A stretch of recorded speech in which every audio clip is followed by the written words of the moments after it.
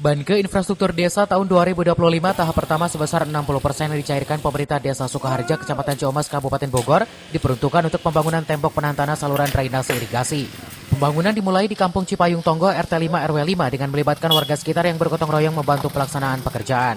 Pembangunan tembok penahan tanah ini bertujuan untuk mencegah longsor susulan yang sebelumnya menutupi saluran irigasi dan sekaligus menguatkan area pemakaman umum di atasnya.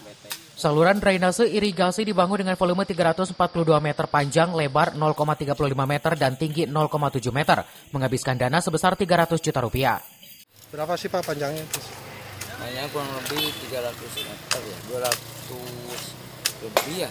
Jalan airnya ke wilayah Kampung Babakan, RW 1, ke RW 7, sama Artinya Ciherang, artinya 2 kecamatan ya Pak ya. Untuk ngalir ya? Rusak parah, longsor. Maka antisipasi dari sekarang.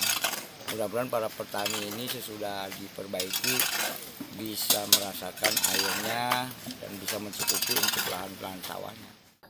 Saluran drainase irigasi ini mengaliri area pesawahan para petani di Desa Sukaharja maupun di wilayah Ciherang, Dramaga, dan sekitarnya. Dari Ciamas, Kabupaten Bogor, Iman Abdurrahman melaporkan.